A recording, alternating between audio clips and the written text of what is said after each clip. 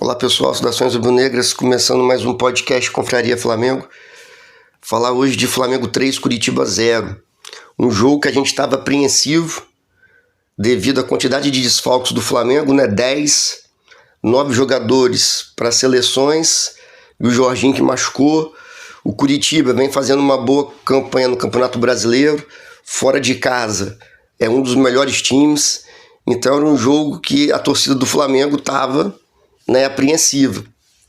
Mas os jogadores que entraram ontem, duas coisas me chamaram a atenção positivamente. A primeira foi que, como esse time não é acostumado a jogar junto, eu estava com um pouco do medo do entrosamento. Só que isso aí foi, para mim, o ponto alto do jogo foi a organização tática do Flamengo, a marcação alta muito bem encaixada.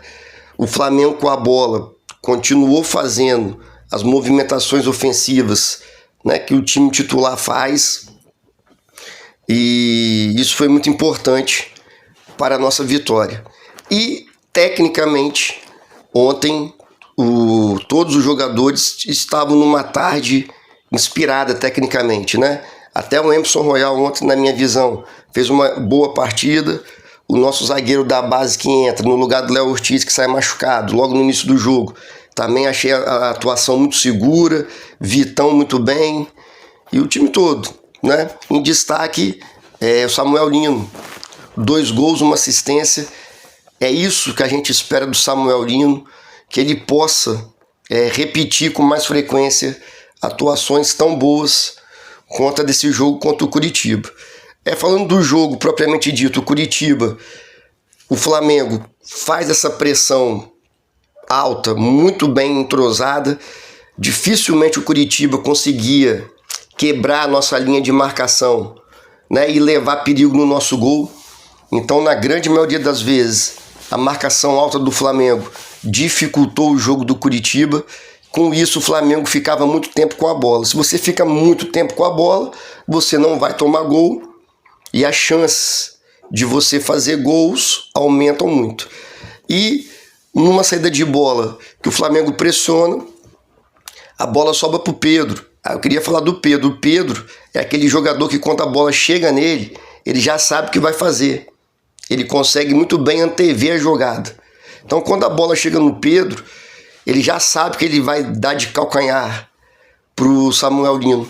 Então, ele tem uma visão muito boa do jogo, né? Aquele gol que ele faz lá, quase que do meio de campo, quando o Flamengo recupera a bola contra o Fluminense. Então, vários lances mostram isso pra gente, que o Pedro é aquele jogador que, quando a bola chega nele, ele já tem 2, 3 jogadas na cabeça para realizar. Então, o Pedro dá uma linda assistência para o Samuel Lino, e aí que vem o grande detalhe dos jogos do Flamengo: a dificuldade de fazer gol, né? Ontem, depois do passe, o Samuel Lino finaliza bem, finaliza por baixo do goleiro. O goleiro sai praticamente na risca da grande área em cima dele. Tinha pouco espaço mesmo para ele fazer outra coisa. Ele finaliza bem debaixo do goleiro, e Flamengo 1-0. Isso mostra a importância de, quando tiver oportunidade, fazer o gol. O Flamengo, na grande maioria dos jogos, se não em todos os jogos em que ele joga no Maracanã, até os 20 minutos principalmente, o adversário sofre muito contra a gente. Só que a gente tem uma dificuldade de fazer esse gol.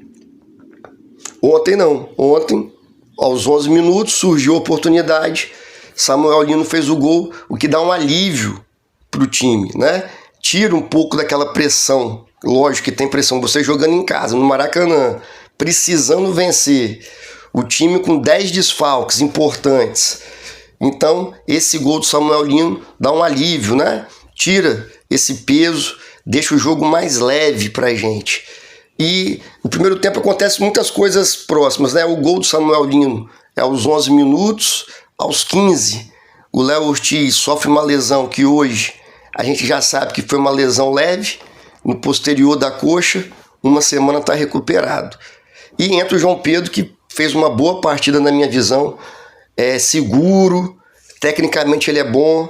Então acho que foi até importante o João Pedro entrar, né, nesse jogo de ontem para também dar uma confiança maior nesse bom zagueiro do Flamengo da base. Aí, passado mais algum tempo, acho que aos 23, 25, o Pedro Rocha do Curitiba é expulso. E aí uma coisa que eu percebo, é uma expulsão clara, assim, não tem discussão nenhuma de expulsão. Mas o juiz vai no VAR e demora mais tempo do que precisa. A impressão que me deu é que ele queria pegar alguma brechinha para não expulsar o jogador do Curitiba, mas não teve jeito. Ele tem que expulsar o Pedro Rocha. A partir da expulsão, obviamente, o Flamengo fica mais tempo ainda com a posse de bola. Gostei disso também.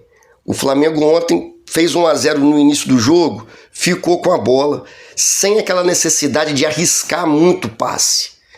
Eu não estou querendo dizer que o Flamengo deixou de atacar, não. Mas, porém, quando você tem a vantagem no placar, o jogo fica mais fácil para você. Você não tem aquela obrigação de arriscar um passe difícil para tentar fazer um gol. O jogador não se sente pressionado a tentar uma jogada, né, individual para tentar fazer o gol. Então esse gol no início é fundamental para dar tranquilidade. E o Flamengo com um a mais mostrou isso em campo. O Flamengo tocou a bola, continuou sim atacando o Curitiba, porém sem correr risco e sem dar oportunidade de contra-ataque para o Curitiba. Que a gente ficava com a bola, na maioria das vezes a jogada terminava numa finalização. Claro que muitas vezes para fora, porque claro que muitas vezes era aquele último erro de passe, mas isso é normal em qualquer jogo do mundo. Então achei interessante, muito interessante na verdade, essa postura e a forma inteligente que o Flamengo jogou, principalmente depois da expulsão do Pedro Rocha e também devido àquele gol no início. Então vai para o segundo tempo, o Curitiba obviamente passa a se defender com 2 linhas de 4, só o Breno Lopes tentando correr na frente.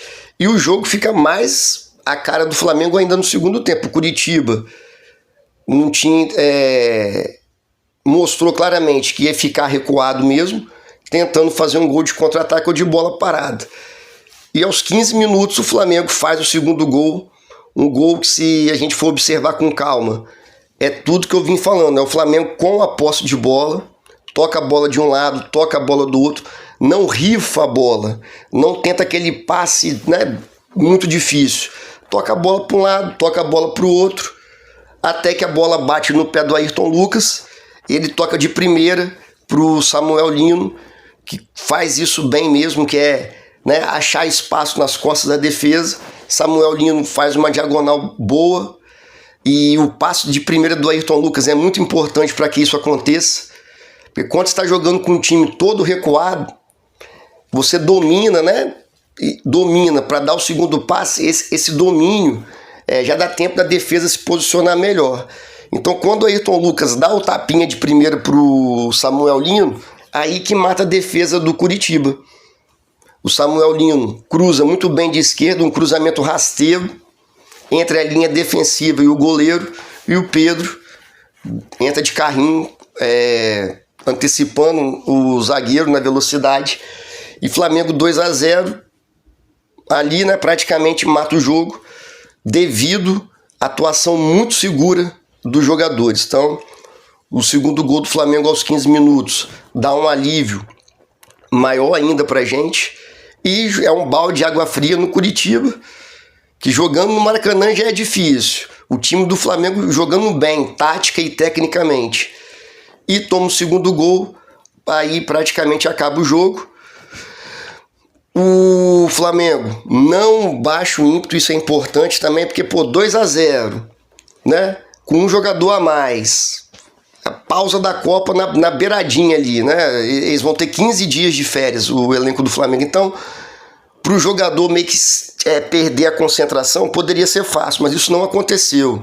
O Flamengo continua concentrado, continua interessado na partida, não dá chance para o Curitiba, e chega ao terceiro gol, também pela esquerda, Ayrton Lucas e Samuel Lino. O Samuel Lino recebe, traz para dentro da área, bate de curva, uma coisa que eu vinha criticando ele, né, que ele não conseguia chutar de curva. bate com efeito, a bola desvia no zagueiro do Curitiba. O Flamengo também precisa de sorte, sabe? Só tem sorte quem chuta. Então, desvia levemente no defensor do Curitiba e cai atrás do goleiro. Flamengo 3-0, aí nesse lance realmente o jogo acaba. O Flamengo controla o jogo até o final e sai com uma vitória importantíssima, né? Devido às circunstâncias dos desfalques, devido também àquela infeliz derrota contra o Palmeiras.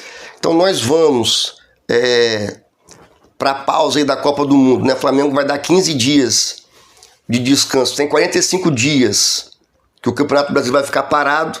O Flamengo vai dar 15 dias de férias e 30 dias o Flamengo vai estar treinando. Inclusive vai fazer uma pré-temporada fora do Brasil. Já tem amistoso marcado contra o Benfica, contra um time da Escócia e um outro time que eu não lembro agora qual que é. Mas é tranquilo. Então nessa pausa agora, Leonardo Jardim tem tudo para melhorar mais o time ainda. Torço muito para que venham contratações pontuais,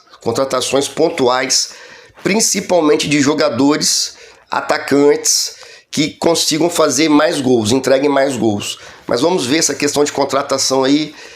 Provavelmente essa época da Copa do Mundo aí vai ter muito comentário, muita especulação, vamos ver. E torcer também para que os nossos jogadores que estão na Copa, né?